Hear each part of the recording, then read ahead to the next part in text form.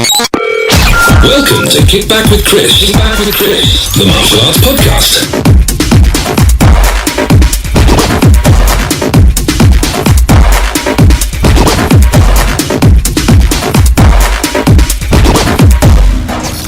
Brought to you by www.mittmaster.com.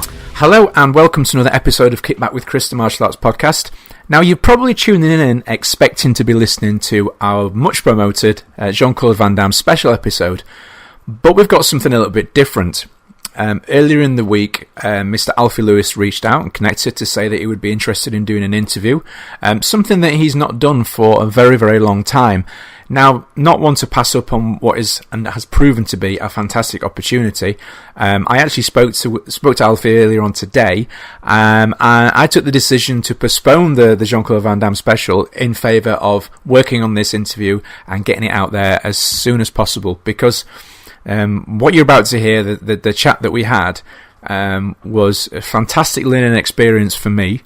And I basically I wanted to get this out to everybody as soon as possible because I think it's very special. Possibly not to be repeated again. And I'll stop talking about how fantastic it was and just get straight into it so you guys can listen. Enjoy, digest, listen, and I'll speak to you on the other side. You're listening to Kick Back with Chris, the martial arts podcast, brought to you by www.onlinekicking.co.uk. Okay, guys, so joining me now on the phone with super privileged guys. You don't know how lucky we all are to be listening to this man right now. We have the one and only, the awesome Mr. Alfie Lewis. How are we doing today, sir? Fine, thank you, Chris. Good morning. Good morning. Also, it is. So also, Chris, it's very rare doing this kind of stuff. Absolutely. Doing interviews, waste time, you repeat things over and over. So this has been like 20 years at least, I think. Wow. I think it's time. Wow. Well, I'm going to try, as I said on the other day on the text, I'm going to try and ask some questions that are a little bit different. I'm trying not to repeat the ones that have probably been asked thousands of times before. Okay. Well, I'll try my best. But we always have to start, and again, this is maybe a bit of an obvious one, but it is good because we do have listeners all around the world, some of who are very new to martial arts, and some of whom live in quite remote areas and don't really get to see a lot more from what they're training in their local areas. So I always like to ask, how did you get started in the martial arts and why? What was it that drew you to martial arts? Okay, my first actual combat sport, shall we say, was boxing. My dad was, I was age 7, and my dad was in the army. Right. He was military boxing champion of the army. Okay. So I took boxing, and then we got divorced, married again, and this guy was then boxing champion of Norway. So wow. So I had these champions, right? And he never pushed it. Yeah. At the time, Muhammad Ali was the king. So obviously, it was Muhammad Ali was a big influence to me. Muhammad Ali, it was unique. He was righteous, and he fought for his rights. But yes, he couldn't box. It was serious. Yeah, that was one thing that always stood out about him, wasn't it? He was true to himself. Listen, the only way to be true to yourself. If you're not true to yourself, you live a lie. If you live a lie, absolutely. Inside you're dead, and you lie to yourself, and there's nothing worse than lying to yourself. Because every day you got to look at yourself and say, "I'm a liar." Yep, that's very true. So boxing was there as an early art. Did that pique your interest in looking for different arts as well? Because I know from the little bits that I've read that you've trained in multiple arts. You're a lover of martial arts as a whole. Not one particular way. That the broad spectrum of arts. So I wondered, could you just tell us a little bit about the different arts you've trained in over the years? Yes, of course. The next one was judo. I had to lie to join judo. I was too young. I had to lie. But look, a few of us have done that. I was 12 my age, to tell you the truth, but I had even at age 12, I had a bit of a stubble on my face. So I passed. Wow. I passed for like 14, 15.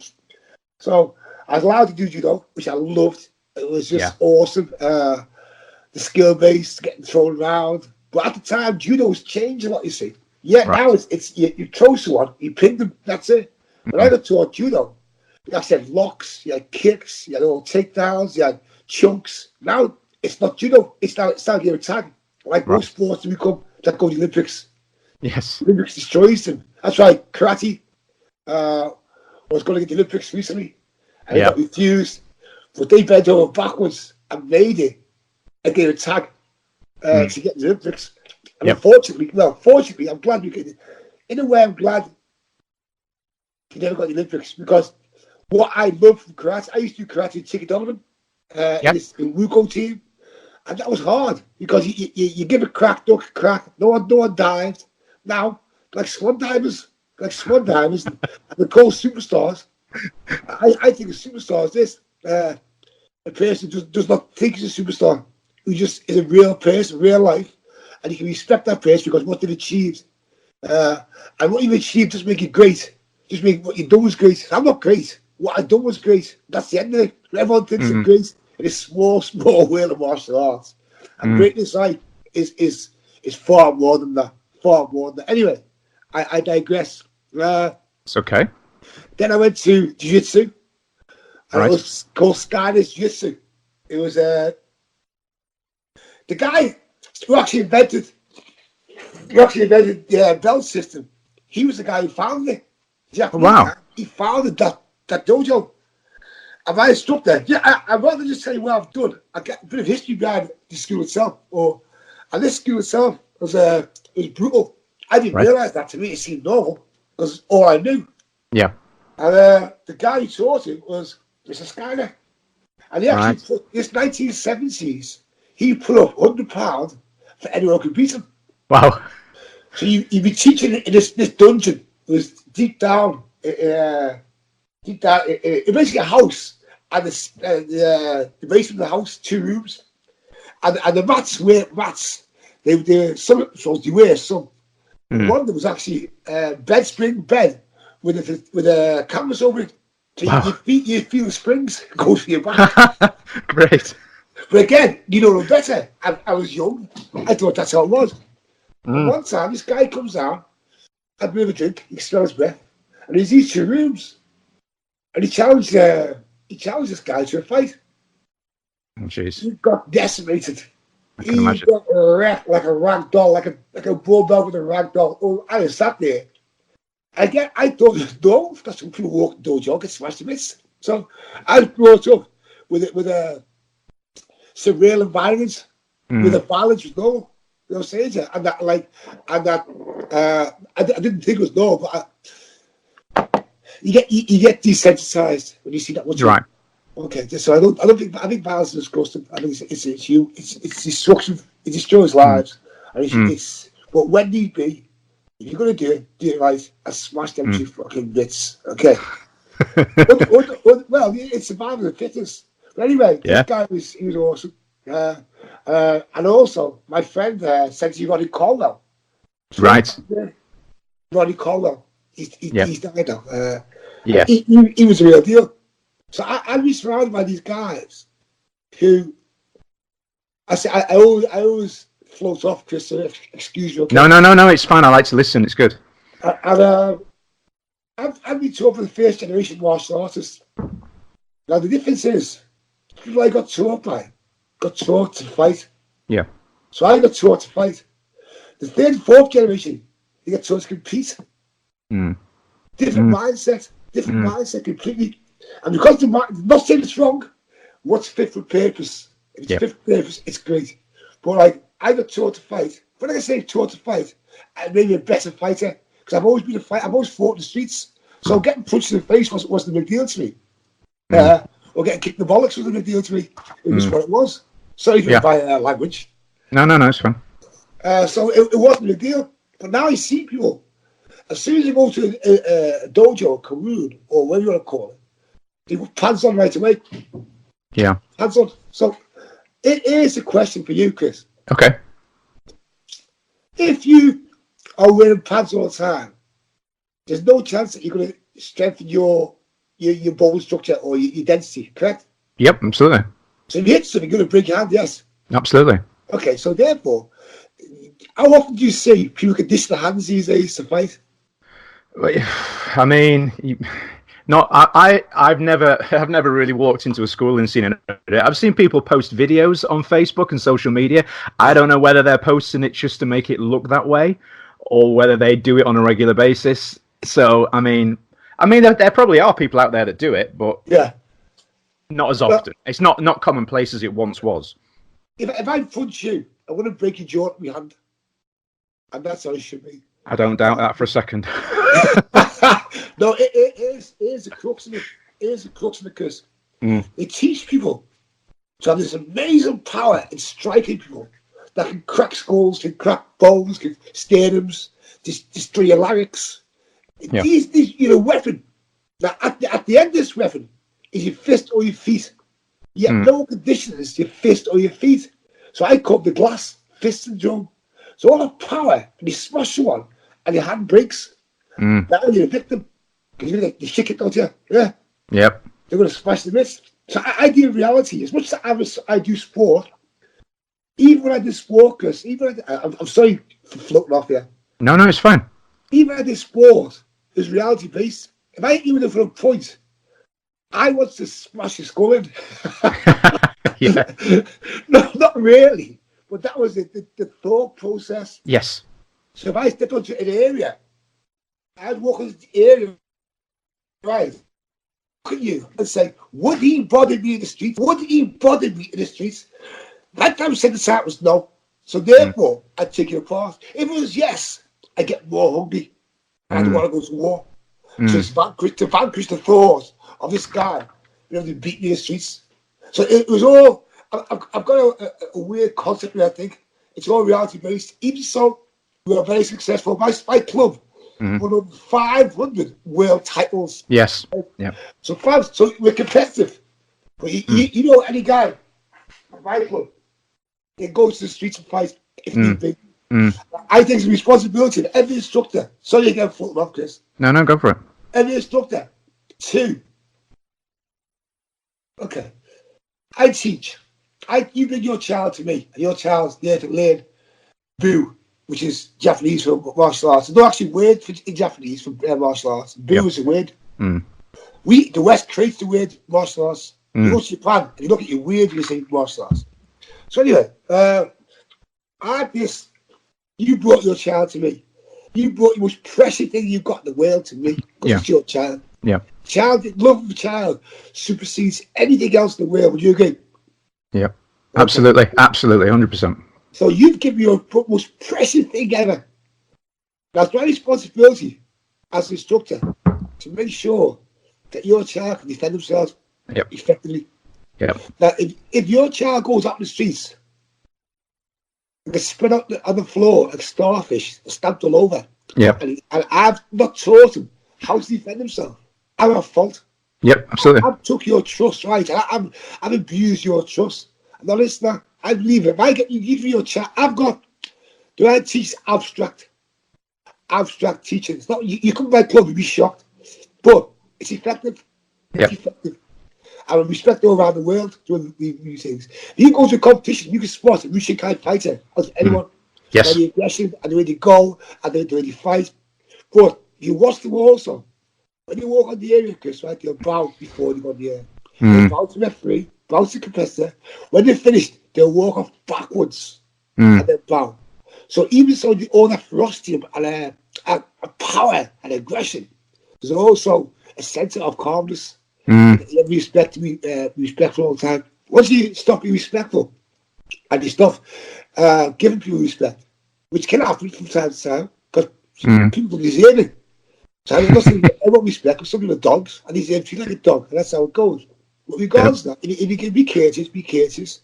If you can be nice. But as soon as they cross on the line, smash them to bits. Yes. Okay. Love it. So something you touched on there a moment ago, mindset. In everything that we do, mindset is important. And I just wondered if you could tell us a little bit about your mindset during your competition years and now, and how you managed to transfer and communicate that now to today's generation of kids. Okay.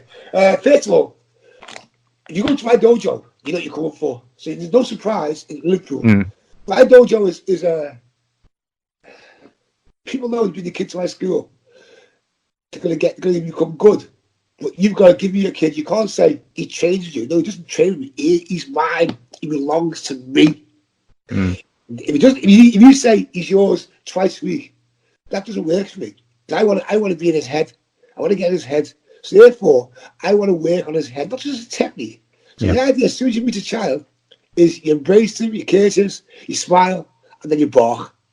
Yeah. And you bark is a shock. And also you smile again. So you gradually adjust the child to what they'll face in the street. And the first thing you'll face in the street is not physicality. It's someone shouting at you from the face. Yeah. That's the first weapon you use. And you freeze. Which will freeze what you use, you see.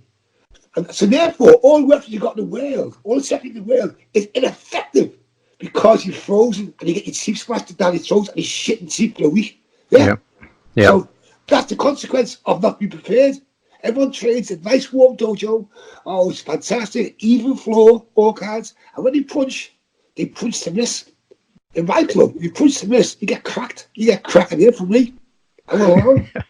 So therefore, they learn right away. They associate. Me cracked them in the head. We're getting it correct. And if you want to get it correct, get cracked by the head by me. So, even so, it's out the Neanderthal. It's not Neanderthal, right? It's productive, constructive. And what it does, it helps. I've got loads of kids walking around now who can defend themselves. And here's the key, Chris, right? Here's the key. Get respectful. You met Thomas Dodd? Yes. Is he respectful? Absolutely. Fantastic human being. Yeah. Is he ferocious? Yeah. Well, yes. Okay. So you got both them together, right? But is he also helpful? Absolutely. So he contributes towards society. Yeah. So I'm not just producing fighters. I'm producing people. Yeah. I 100% agree with that. Absolutely. Yeah. So the idea is this, Will, is I will teach a child. They're going to my junior class, kids class. I used to teach that all the time, kids class. I don't teach no more. I have people teach it instead. They're good. They've been taught by me, so they understand it. But the first thing you find hard when you teach kids is you teach what I taught them. And I've got to say, you can't do that now. Society's soft. They're all a bunch of game players. So you get them in, and I say, look, you teach in this manner. It teaches. Oh, you got minutes in your dojo. Minutes.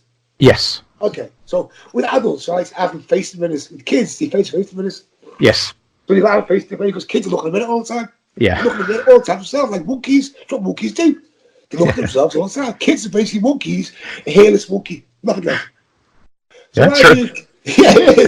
So the first trick I do is the first class. You stand there, stand still for 1 minute. 1 minute. I'm not moving, twitching, looking, anything. Try that. And see what happens. They all move. I just bark. I say, you move, you get punished. And the punishment is power jumps. So if one person moves, the whole class gets power jumps. So the mindset then turns to they're responsible for somebody else's lives, somebody else getting paid. And if you don't take responsibility serious enough, you're not working in my club. So the mindset is there right away. Now, once you've done that first kids class for a while, I walk in, I cherry pick those who can sustain the way I teach. So what I do, I'll say, okay, I walk in. There's Johnny over there. Johnny, come here. You go down with me on a Monday. You miss one of these classes, Monday night, 6 o'clock, you with me. Then you come down, you get a culture shock. Coach. My voice, when I teach, here's what I believe in teach, because I believe if I teach, and I leave class, I don't feel drained, I don't feel sweating for shouting. Because people say shouting's wrong, you gotta be nice. Okay, I get that. You're not gonna be nice, no one's gonna be nice in the street. No one's gonna be nice in the street, so I'm preparing you for the street, not for a competition. So a competition becomes easy because of the fact you prepared for the streets for a real thing. Yeah. So I break the kids down, and when I break them down, eventually, they start crying most times. They start crying. It's fantastic scene. Because when they start crying, they have to face themselves. Yeah. Right? They face reality. So when you come back next class after me crying, you've got them. Because they've gone, I've got to go back there. And I've got kids don't want to come back. When you come back, right, and I've got a kid called Robin, young kid Robin, ginger girl. Now, she is got the soul of an angel and the face of an angel. A very angelic and friendly and loving kid. I've turned her around now. Not too horrible, but we're strong and forthright. And now she's going to fight in the first World Championships this year. First World Championships, right, this year. Now, to me, she's doing world training, you see. Yeah. Now, world training with us is up at like 3 o'clock in the morning. You go from 1 at 4:30. You go to the dojo. You train at 5 to 6. You come back again midday. You train then. You come back at night time. And these are kids. Kids. So once the world training, your mind, when you do what we call world training, your mindset is changed forever. Because you realise the more you work, the more you get. Yep. The more you work. And also, it's brutal. Because you're with adults. And the adult language is different to the kids' language, yes? Yes. Profanities, yes? Yep. Well, tutty. It's language. Okay? Because you talk to a kid and you try to say, you can't swear in front of my child. That's your child. I wish they swear in school. I wish they swear in school. Don't swear in school. Of course they do. Yeah, exactly right. Yeah. So, like, what we say, the kids just look at it and smile. They say it in school. Because to them, it's wrong. So because it's wrong, they'll do it. Yeah. You know what I'm saying? So the mindset's got to change. I treat every child like an adult. Every child is like an adult to me. And because it's all like an adult, they change dramatically, very, very quickly, they adapt. And children can adapt. I've got autistic kids there, high level. And I treat them the same, but slowly. And they've changed. And when kids are autistic, right, you can deal with life now, as opposed to, I think if you treat someone a certain way, they adapt to it and utilize that what you're giving them. So you say, okay, are you okay? I'm okay, yeah. You say, sure, go with it. Okay. Yeah. You know what I'm saying? Absolutely. So you provide them with an outrage. You say, are you okay? Just take a sit down. Okay, thank you, Sensei. I go, get up to your ass and get done. Absolutely. And they react and they respond. You know what I'm saying to you? Yeah, so yeah. It's the way you talk, the tone you use, the language you use. Okay, profanities aren't acceptable for the plastic way of living. It's all plastic, it's all pretense. So no, but we all swear. And I swear lots, because I love it. I love profanities.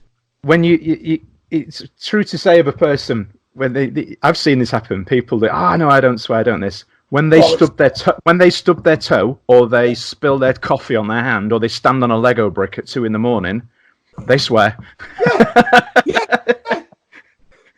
I got told of a person I talked to yesterday. Said I seen an article in the Times, and it said people who swear are the most honest people you get. Also, they're less pressured because they let it out. Yeah. Now I see profanity. Okay, I know it's again off on a tangent, right? But it all applies. When you train in martial arts, it's not physicality. Physicality is easy. It's mentality. That mindset. Without mindset, it's nothing. I've seen people with loads of great techniques and smashed them in the face or kicked them in the bollocks and they've gone, oh, and just crawled off. Yeah. I used to work at the doors for like 20, 30 years. So I had to do it on the doors. But like, I never lost. And people say, you're going to go to all this grappling stuff. I've had this grappling now. I done judo just a few years ago. And people say to me, you're going to go to ground all the time. Why? You start standing up for this stuff. I've never, ever been at the ground once. Guys, okay. You got to do jiu-jitsu. Weird. I used to smash your leg in the head and you're cold. Yep. People say you can't do it in one strike. That's a load of garbage. The way you can't do it, you train wrong. Wrong. If you train in proper technique, kime, focus, you're gonna break through one. And also, when you punch correctly, you can't feel a punch in your hand. It just feels light. And you feel it, and it shouldn't your hand, and you feel it, it's a wrong punch. They should just drop in front of you. Everything switches off. Chin them, like the chin or the jaw, wherever you hit them, and you go down. It's like a pack of cards dropping. Yeah. If they push back to a push punch, I'm not saying it's not effective, but I'm saying it's effective if more effective. You hit them, pull back, and you drop in front of you like a pack of cards. Again, I've gone off the subject, so I'm sorry. No, it's fun. I love to listen. I love to listen to this because I'm learning at the same time as everybody that's listening as well. I love to give these platforms for people just to share. Now, one thing I was just going to touch on as well. You were mentioned, obviously, at the very start. You mentioned about it's 500 champions, which is it's like a phenomenal number. But as well, of those students that have gone on to things outside of martial arts, they've got some people have gone on to some big things. Yeah. And the mindset there, you were saying about how you're changing people at sort of a person level, a people level. You've got people like Tony Bellew, Eunice at Heart. I mean, Thomas, who you spoke of earlier. I worked with him a few weeks ago, and I've worked obviously with the movie martial arts. There is with the action, it's not real, but that you have to give a vibe of reality whilst you've got to perform the real. And there was one. I obviously can't tell you too much about what happened in the scene, otherwise I'm going to get in trouble. But there was one particular shot where I had to run at him, and it was like running into a wall. I said this to him at the time. I felt like I was running into a brick wall, and we did it 4 or 5 times. But the energy that you gave back was just. Yeah, it was on another level, but I'm going off on one now. But now, as I was saying, I'm excited, Chris. That's good. I like that. Yeah. No, I like. I don't like. Although I accept. I accept people who analyze. Yeah. And don't feel, but I'd rather someone felt. Yeah. I had emotion as opposed to a clinical thought process. You never get to understand yourself or the person, and the most important thing is to understand yourself. If you understand yourself, you understand the enemy. And it's very, very important. Absolutely. Yeah, I'm not. Yeah. I am a thinker, but I am. I'm very emotionally charged at times. I sometimes let my mouth run off before my brain gets into gear.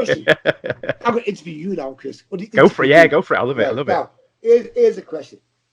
When we were primal, walk around. Just take what you wanted, right? Animal. Yeah. Emotionally driven, yes. Emotionally driven. So, emotion is natural. The most natural thing we do, emotion. It is. Yeah, we've got rules now. Yeah. Written by men to control us from going ape. Mm-hmm. Okay. So if I do that, they're suppressing our natural instincts. Okay? Mm-hmm. Mm-hmm. So you're suppressing your natural instincts. Then a lot of your energy is getting used in a negative way to suppress what's natural. Yes. So I would believe in allowing a person, like someone says, you've got anger issues. I say, okay. So how can you stop that? No, I say, let it be angry. Yeah. Because once you're angry, you learn to control it. If you suppress the anger all the time, and you can't say something, right, or you can't do something, then it builds up. And when you go, oh my God, it's just off the hook. So if you allow them to be angry and then stop, think about it. Think about this. So therefore, you got to allow the anger out, or the love out, or the hatred, or the vibe out, in order to control it. Not use controlling, but suppressing the control is different. Suppressing it is stop before it takes off. That's suppression. Controlling, when it's took off, is getting control of it. At some stage, it will take off. So therefore, getting control of that is essential. To learn over and over to become natural. Therefore, it's no longer a thought. Anyway, off again. Well, this, So my guys, you got loads of guys. Yeah. You taught Robbie Hughes. Yes. Okay. He's against us now. We're for this, and he does a Liverpool team. He's with the Liverpool team. He does all that. Robbie's so cool. All my guys, no matter what they've done, they're still the people. They're still to me. But I look at this. I look at this. It is. I always say this. I look at a person in this way. If I look at you, Chris, I see Chris. Then I want to see the real person. The real person is deep inside. It's called the boy. The boy. And the boy is being hidden or protected over the years by layers and layers and layers and layers and layers to protect the boy. Yeah? Yep. But inside is still a boy. The core never changes. So I always try and bring the boy out. And when I get the boy out, I can now make the man stronger. Right, yeah. Okay? That's what I teach. That's what I teach. Love it. I'm just sorry. I'm just processing that. I was just thinking about it then. Yeah. Love it. It's learning. I'm loving it. Now, this might seem like a very basic question on the face of the discussions we've been having, but it's one that I like to ask. And the fact of the matter is, you've been a huge influence on thousands of people. You're a hero to many, an enigma even. Enigma. Yeah. To many people in the martial arts world, who influenced you and why? Who was your hero? I like Bruce Lee. Yeah. I'm not saying he's the best ever. I'm saying at the time you think he's the best, but as you realise, there's no one's the best. There's no one better. You're good for that time. You're good for when you're there, but there's no one who's the best. You'd be good for a certain time. Bruce Lee was influential.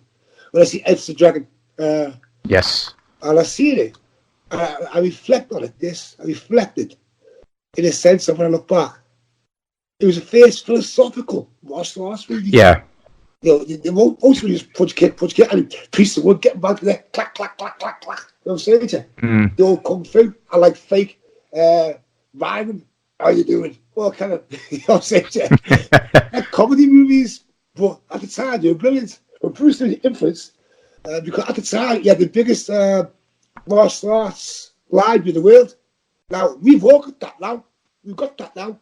Through the internet, you haven't got to buy nothing now. You can download it.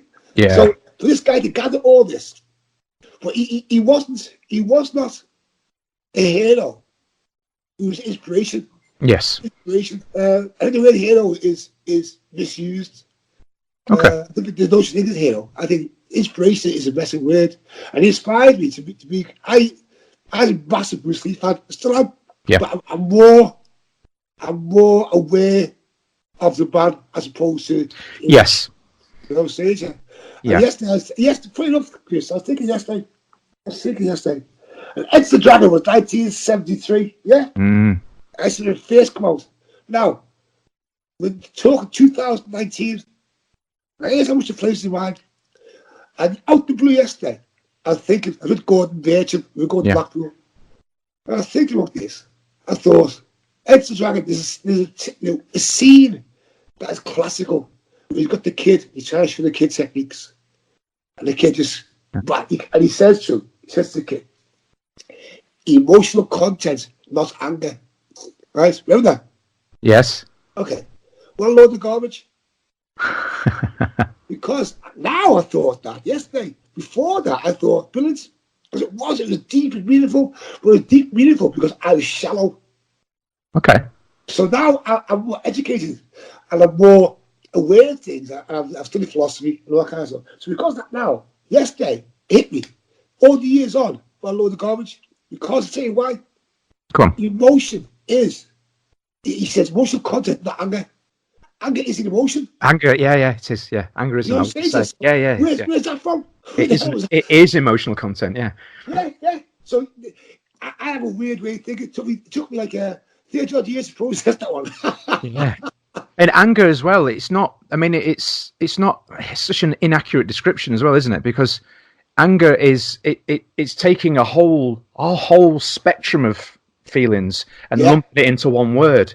Yeah. You know, the anger I would feel towards the chair if I kick it in the night and hurt my toe, versus the anger that's hurt one of my family members, versus the anger I have towards my phone battery running out. Yeah, it's different, isn't it? And so you know, there's different types of anger, and you can focus them, and it's not as simple as just being angry. Yeah, exactly right. You've got it one. You do think it, Chris. You do think it. I try. Maybe that's the problem. I'm trying too hard. Let it be.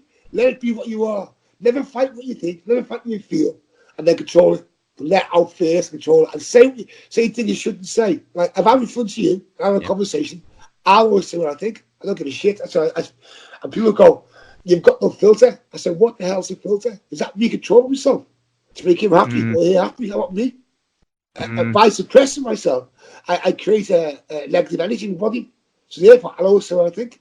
And if you can't deal with it, don't sit at the same table. Eat somewhere else. But I never want to offend. So if I offend someone, I will apologise truly. Well, I mean, the thing is, you could say, sorry to cut in, you could say it would be more offensive to not be true. Yeah.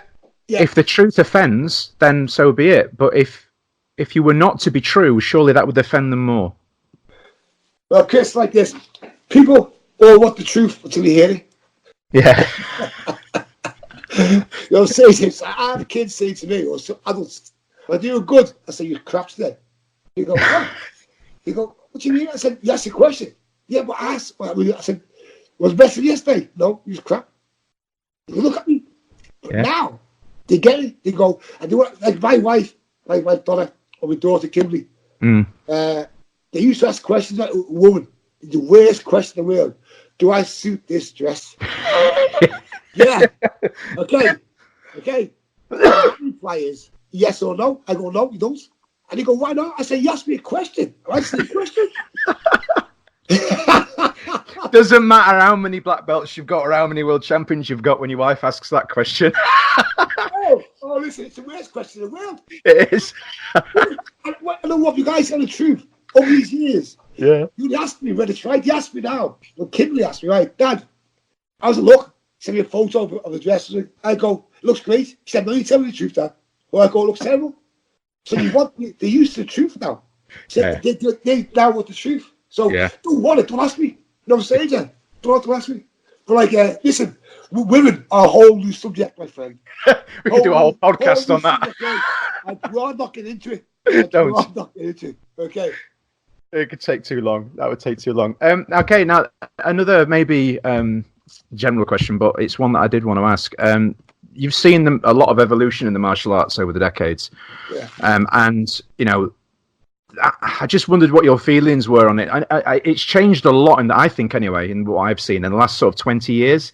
It's changed massively. For some, very good, and some bad. And I wondered what your thoughts were on that. This might be a tricky one. No, I always thought the truth's not tricky. Okay.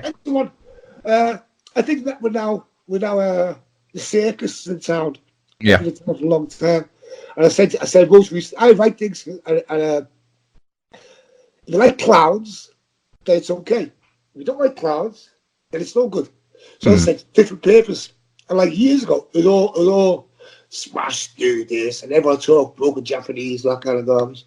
And now, you know, people now, it's very rare you go to the dojo or anywhere, and they talk in Japanese. They talk in Japanese, which is not a bad thing, to say the truth. I talk English all the time. Well, Scouts. I talk Scouts. We're not English, you know. We're Scousers. You got me? We're separate. We're not English. We're Scousers, okay? Separate. Okay, yeah, we are, definitely. Yeah. So, I'm like this. I don't talk Japanese or Chinese or whatever. I talk English. But there are clubs you still do. Now, there's nothing wrong with not talking the language. It's how you teach a technique. Yeah. How you teach technique. So these days, now, as you walk to it, you want to do martial arts. You're not doing martial arts, you're doing martial sports. Again, nothing wrong with that. Absolutely. For purpose. So I'm not saying people do wrong. All it is when I look at people scoring a technique in a competition, right? Like years ago, the idea has to be effective. No pads, don't have pads, don't put pads. And he hit someone, and he hit them. I mean, okay, I fought this guy once in a competition in the KUGB, which is short cut. Yeah. We had to wear, I was doing Kung Fu, and we had to wear white uniforms in order to enter. We had to change our gait in order to enter. So I wore a white uniform. So I'm fighting this guy, karate guy. And there's a guy called Andy Sherry. He's the head of the KGB, right? Now, every tournament that you organise for your association is an advertising of what you are, correct? Yep, absolutely. It's a window. We WMO, right? It's just a championships for everyone to come together and do it for real. But like, anyway, I was fighting this guy. I'm wearing no pads.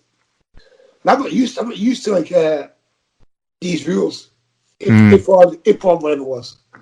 So we go over it, and we go over it. and he comes forward. I hit him with a punch. And his gum shield come out. Must be a cheap gum shield. And his two front teeth, and half of his two front teeth end up in his stuck with knuckle. Oh, God. Right? So I'm looking at knuckle, which half two front teeth. Look at him. The referee goes towards him. What's a squad family? Goes towards this guy. And he says, "You okay?" And the guy won't open his mouth. He won't keep his mouth shut. Right? So I got disqualified. These days, we roll around the floor. And bit by the fucking tank. Yeah, this guy wouldn't do it. So that's a bit of a difference there. The mentality's changed. Now it's a pastime. It's not a fight now. It's a pastime. Again, Chris, right? It's fit for purpose and good enough. It's good. But all the best clubs, the lowest numbers. That's a big derogatory. I mean, the most effective. When I say best, again, different purpose. Well, I mean, if a club's smashing someone and teaching them a fighter, yeah, he's got the lowest numbers. But the ones who got like hundreds, not saying they're not good. I'm saying the directive or what they teach is different. Yeah, because that's right. You get one through the door, right? But then with me, okay, say you want to join my other guy comes to join my club a while back, and he comes in, stood there, looked around. He has to talk to me. Now, I'm not really going to talk to you like that. I can't bother. The join it. Right? The join don't join. Come over. He said, "I want to join." Is that right? But yeah. So how do I go about it? First of all, I've got to allow you to join. That's my mind, right? Because what do you mean? I said, it's my club. You can't say you want to join. You got to ask to join. Yeah. Ask people like it. You went, and he didn't understand the concept. I said, like this, everybody here is my family. All my family. If I allow you in, and you disrupt my family, I won't be happy. So therefore, I've got to know you're going to fit in. You don't fit in, you keep your money, and you can go somewhere else. And you can't look like that. So tell you what's a joke. Club down the road, you go and join. Pay them regular, and you get loads of classes. You want for real, stay here. I'm not really bothered. I'm going to teach them. Go home. That was the conversation. That was mine. Trying to enroll someone. I love it. But it's honest. It is, but no one likes it, Chris. No one likes honesty. Yeah, that goes back to what you were saying before, doesn't it? Indeed. Love it. Yeah. We've had some questions come in. I mean, I did mention, if it's okay. Now, I've got to be careful because it's all Steve's. We don't want to get confused. The first one we got came in from Steve Lowe. Oh, Steve Lowe, I'll read it out as he sent it to me. Okay. He says, "Hi, pal. Hope you're well. When you have Alfie on, ask him to share some of our stories and his times with Sensei Colwell and how it says, oh, there's some content." He knows I can't. Yeah. You know, Steve, you will. You know I can't. Listen, Master Colwell, right, was a real deal. Yeah. This guy.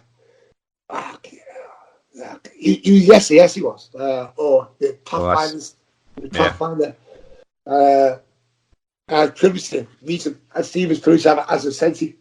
He lived down the road from me. So I walked down there and we sit for hours just talking about life in martial arts. And it was the best education in life. It was a great education. See, people go, here's how people go, you go to the dojo, sweat your bollocks off and go, oh, it's great that. Was it really? You can do aerobics, you can go through aerobics and sweat. You know what I'm saying to you? Or you can sit with someone who educates you. And all the education, right, you can apply that in training. And Ronnie, he was a serious guy, but he was a sociopath. Proper sociopathic God in the head. I loved him. And I like sociopaths because they're honest. Yeah. And he'll say to me, son, you're more like me than you think. I know I'm different, but there's no way I was at this level. Because he was a sick little puppy. He's fantastic, he was. But I appreciate that because honestly, but like same time, he was sick. And people say what they want to say about him. I know the guy. And he saw two friends of mine. The brothers, Lee Quendy, Kevin Lane, and also Yakov. And these are all my friends. and they got taught the real deal. And the privilege should be taught to. But all friends.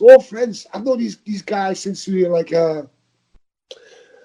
8 years of age, and we're still friends. I'll say that. And the good people, I'm privileged to have such nice people around me. Privileged to have such honourable people around me every day in my life. And I feel, and these days, I want people who are around me, who aren't violent, who can do it. So violence is a question, or is what I say. Okay. Ronnie was ultimately violent. Ultimately.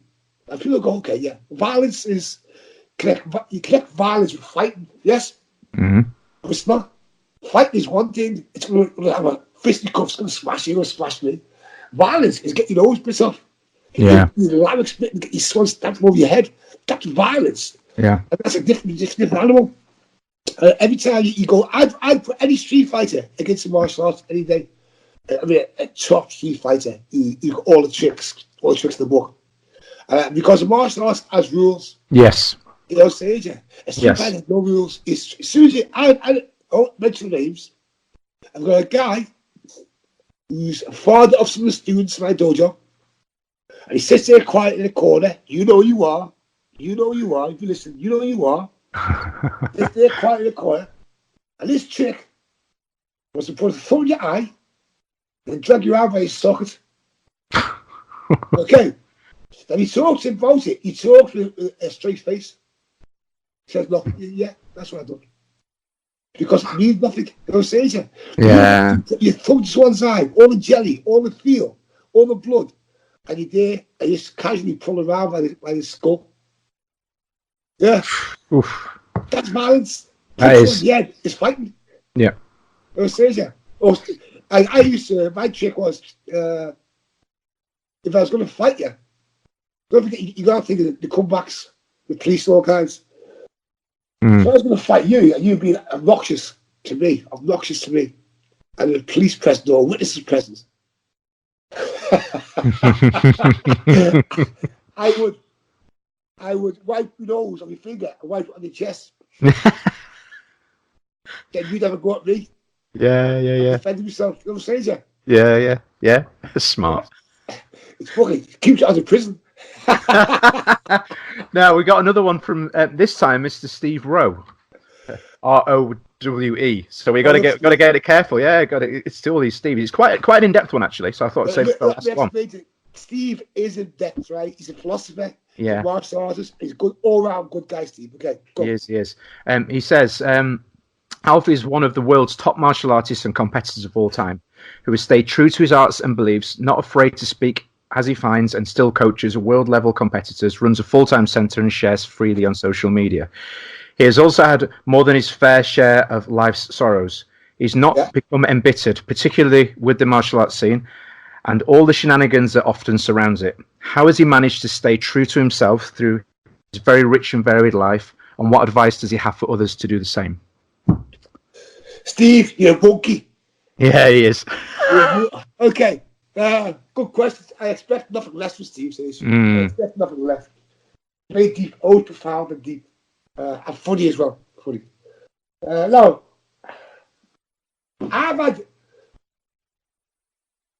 we've all suffered trials and tribulations. We all suffer, right? What you got to do, really? You can't. Okay, well, the first one, your mother died. Your mother died, right? It kind of broke me, your mother, when she died. She died of cancer. I'm sorry to say. First real thing to deal with your mother. And your mother is your queen. You got father, but your mother's the one. As far as I can say. Your dad can die. You're really upset. You are upset. But your mother goes, the umbilical cord's been broke. You know what I'm saying to you? Yeah. And that's a severe one. So I dealt with that. I didn't process it properly. So as a consequence, I become slightly more notorious. Would you say? I use the word notorious. Okay. But what I've done now, if something happens bad, I'll do lockdown for 24 hours. Okay. By myself. I'll let it all happen. I'll cry, I'll shout, I'll scream. They're all out in 24 hours, as opposed to over the years, bit by bit. So when I'm out, I'm clear then. I can move forward. Even so, it's still there. I've got the most out. I'm saying to you. Yeah. So it's a process. And also, I'm very cold, Chris. I'm a very cold person. Okay. As much as I love it, very loving. I'm a very loving person. I love you. I love you. If I don't like you, I never hate. I've never hated nobody in my life. I don't believe in hate. Never do. Okay. If I dislike you, it's a very strong dislike, and I'll pull your fucking. I'll pull you. I'm sorry. I renege. I need a hot or cold. I'm not in between. Yeah, I'm not neutral. I haven't got a neutral here. I'm with you or against you, or I'm with you or get me away. But because I believe that neutral gear is a vacuum for all the negative stuff. Like people say stuff like keep your enemies close. Yeah. Yes. Unload the garbage. So it's what you don't like. You keep them close. You can understand them. No. Out your life. Out your life. I don't know what you do. If you want to be bad about me, you want to talk about me in a bad way, carry on. I'm not going to know about it because I'm not going to talk to you. So I'm like that. Get rid of them. Okay, you got old clothes. You don't like it. You can hold on to it. You won't wear it. So what you hold on to it for? What I'm saying to you. Yeah. So say with people you don't like, or don't be around them. If on Facebook someone says something negative, I don't argue. I delete them. Yes. The beauty of it, isn't it? Yeah. You know the funny thing about Facebook, right? You delete someone, and you message them, why delete me? Why did you delete me? After saying, what are you asking me for? What I've done to you? I'm not important to you. I don't even know you. So why do you want to know I'm deleting you for? I don't even reply. And then you say stuff like, he's better than you. So it's like, to try and get me, he's a better fighter than you. I say, you're right, he is. Where can you go with that? Where can you go now? Where can you go now? Yeah, exactly. Yeah. Love it. Well, it's 52 minutes already. It's absolutely flown by, and I'm really enjoying. Stop. I'm not going to finish. No, we've just started, Kit. We've just started. Well, what Really? I wanted to ask was, Okay. well, actually, offer more than ask. You mentioned at the outset that it's been around sort of 20 years since you've done anything like this, and I wanted to offer you the platform. If there's anything, if there's a message you want to get out, if there's something you want to say, if there's anything that you want to speak, I wanted to give you the opportunity. Okay. Love what you love. Be true to who you love. You make mistakes. You be wrong. You let be perfect, but be you. Be you, and that's the most you can do. But be honest to yourself. You haven't got to be honest to everybody else. Be honest to yourself. The most important thing is be honest to yourself, because you don't always let people know your life. You use it to against it, saying. So you just don't know what into your life. Those are in your life are in. Those that try and get in are not getting in. You've got to want somebody in your life. Yeah. And, like my Russian kind family is very, very important to me. Very, very important to me. They're like my family. But even more so because your family causes turmoil. Yes. And you've got no control of your family. They can be what they want to be. Russian kind, they're the most perfect production or most perfect thing I've got in my life, in a sense, besides your grandkids and your kids. Most perfect in my life because they bring me serenity. Yes. And when I teach, I feed off them. I feed off the energy of them. So in a room with people who start life off, start fresh in life, and have all these dreams, aspirations, and you're helping them achieve these things, right? And you can see when you leave there, it's like you give the injection of feel good. Yeah. So enjoy what you're doing. Do what you enjoy. Don't enjoy it. Don't do it. Simple as that. Yeah. That's good advice. It's secular, I suppose, isn't it? You're feeding from their energy and then giving that back in, and then it's a cycle. It's a cycle. Of course, when you go to teach, right, you walk in the room, straight away, it's on. It's on. You know, like, okay, I don't socialize with my students, you know. Neither do I. Yeah. And like, people go, oh, I say, I've got my students. What you got your students for? What you do that for? Because if I go for meals or some of my students, right, then there's always a protocol we've maintained. I'm not saying that I'm a god or demigod, but if it's always that glass wall that you can never take down. If that comes down, you can never produce the product you want. Never produce the product you want, because as an enforcer, the most important thing is someone gives you their child or gives you themselves, and they trusted you with their well-being, their physicality, their mentality. And if you can't be honest enough to provide the service to them, you're not for a dog. Not for a dog. And money's important. It is important, right? But like, when you die, it can't go with you. Yes. Absolutely true. True words. We're good at that.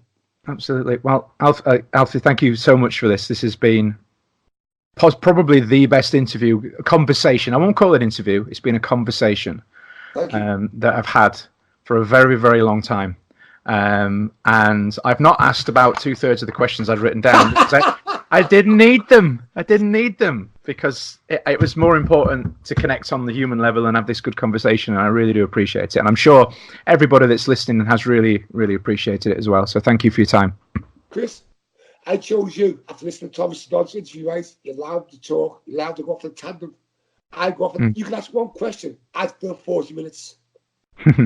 Okay, that's what I am. And the only other guy I'm allowed to interview besides you, only two people. I found you by accident. Yeah. The other person who's great at interviewing is Paul Barnett. Right? Yeah. It's you two. Besides that, everyone's the same. They're like reproductions of themselves. And he asked the obvious question is, where are the most boring questions in the world? Yes. I can't be totty with that. You know what I mean? No. Well, it's about we've got to listen, haven't we? We've got to. There's not enough listening that goes on in this world. There's too much. You know, everybody wants to say, but you got to listen. You got to take it in, and that's what I like to do with this podcast. So, yeah. Chris, been a pleasure, and you've done a good job. Thank you. Okay. Well, thank you very much for your time, and thanks for choosing me. I did choose. I chose you. I chose the right person. Have a fantastic day, okay? Thank you. Have a great rest of your day, and I look forward to doing this in person sometime soon as well. You won't like that. Love it. Have a good day, brother. Take care. Bye. Bye now. Brought to you by www.mittmaster.com. So wow, I'm sure you'll agree. Fantastic conversation there. That's what it was. I don't want to refer to it really as an interview. It was more a conversation. Something that I am so thankful to Alfie for, first of all, for reaching out. Oh, and what also I really, really need to say is a huge thanks as well to Thomas Dodd, who we spoke to not too long ago. I had the pleasure of working with him as well on Tribal. Without his involvement in our show, this interview wouldn't have happened. So a big thanks to him as well for helping to make this happen. I'm sure you've all learned something not only about Alfie but also about maybe the way you're thinking about your training or your teaching. There's a lot to take on board. It's probably one of those episodes where people are going to need to go back and re-listen to it several times really to get everything, to process everything. But yes, big thank you to Mr. Alfie Lewis, and hopefully we can have a part 2 sometime. We can make it happen again, because I'm sure everybody would be for sure interested in listening to some more of your thoughts and words. Okay, so some other matters, some other things to attend to. Earlier in the week, it was yesterday, depending on when you listen to this. You have those moments where things suddenly click and it dawns on you, certain scenarios. Well, it does for me anyway. And what suddenly sprung to mind is that, obviously, no, this didn't suddenly spring to mind.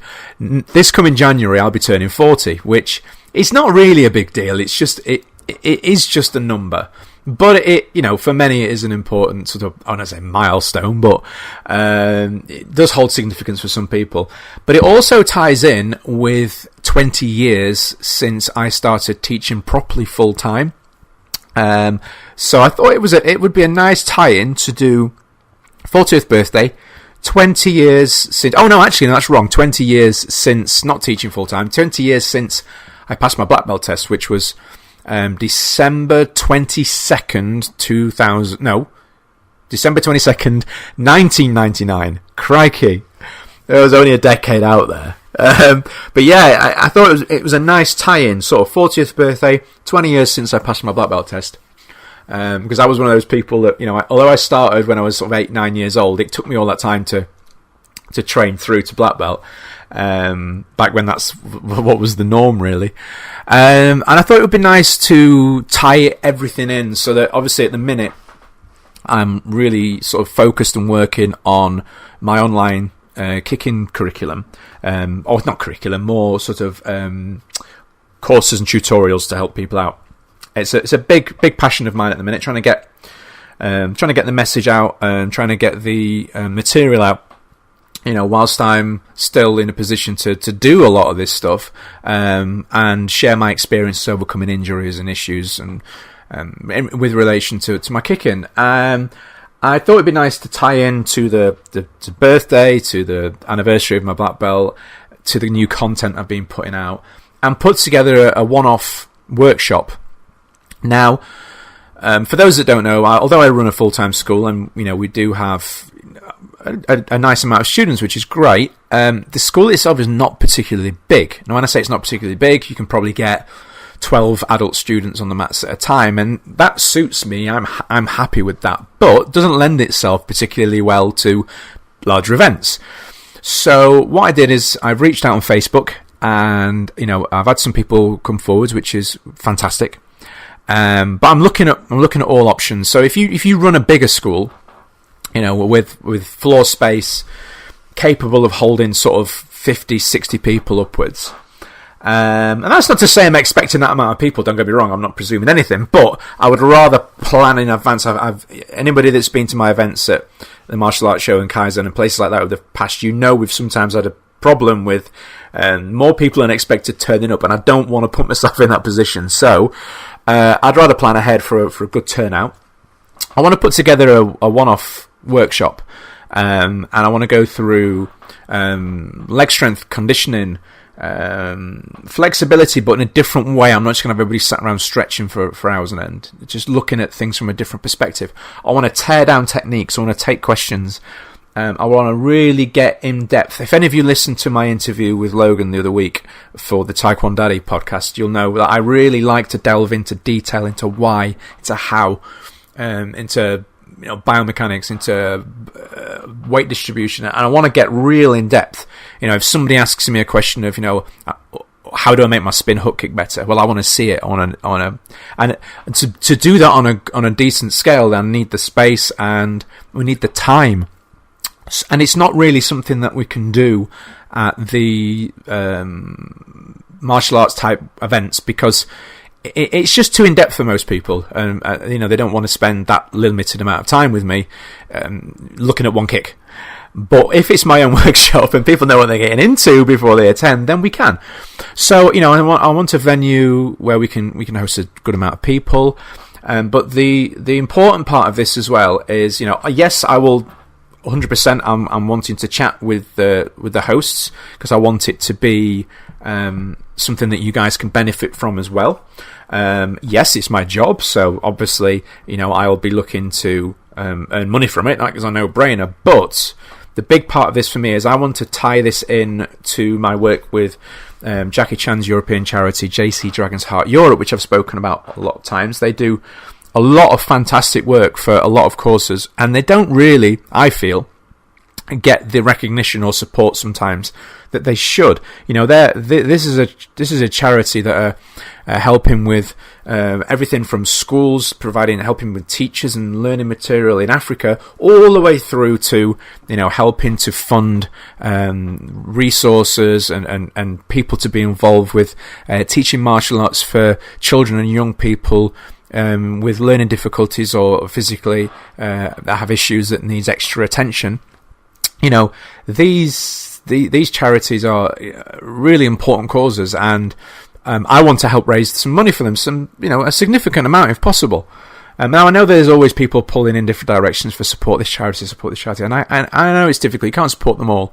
So if I can give something back, if I can give you a really good in-depth learning experience as a payback for your support and helping to raise money for that charity, then I think it's a win-win for everybody. And I think it ties in nicely as well, obviously, with Jackie's outlook on the martial arts and the importance that it can bring to people's lives. So yes, if you're a school owner out there, or maybe even an association head, and you'd like to get involved, please do drop me an email. My direct email is chrisjonestkd@gmail.com. You can also give me a ring on 07802 889 391, and let's see if we can get this off the ground. I know it's a little bit late in the day. It's October and my birthday's in January. It doesn't have to be in January. It can be somewhere around there, give or take a month or so. And I'm also open to the possibility of extending it and making it more of a tour. I know that might sound a little bit grand and a bit presumptuous, but, if I could do, a school maybe further north, somewhere in the Midlands, and then one down south, it saves people the hassle of having to commute. I don't feel it's a hassle to commute for these things, but I know some people do find it difficult, understandably, logistics of family and work and that sort of thing. So, yeah, if we can make this happen, it would be fantastic. So please do get in touch. Also, a quick reminder, the offer is still open from our friends over at Art Martial Clothing. I believe it's artmartialclothing.com. If you head over to their website, I know Mr. Lewis actually mentioned Bruce Lee in his chat with me earlier on. They've actually got a new Bruce Lee inspired range, fantastic range of clothing, hoodies, t-shirts, this sort of thing. If you use the promo code CJ19, you're going to save yourself a whopping 20%.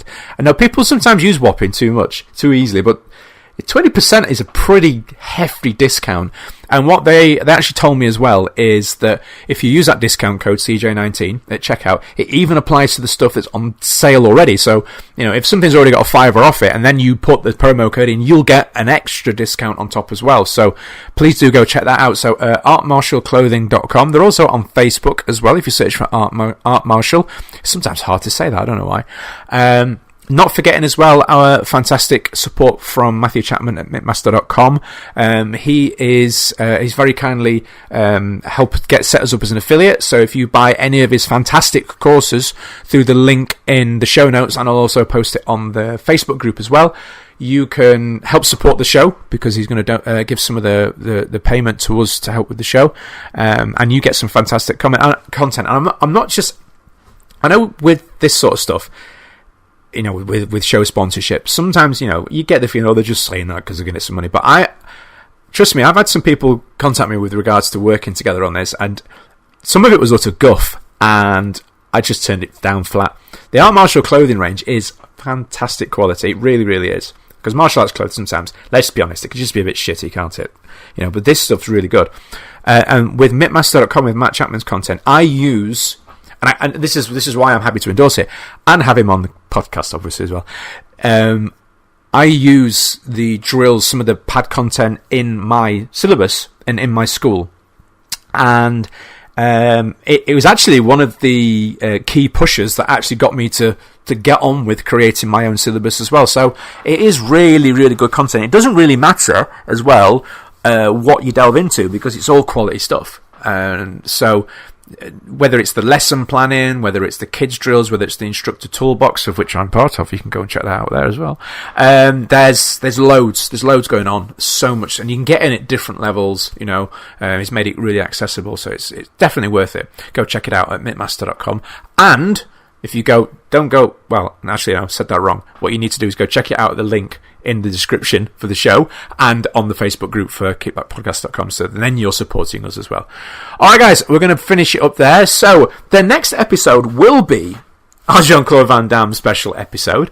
We've had some absolutely brilliant submissions from people, and I can't wait to share it with you. And I'll hope to get that one out in the next week or two.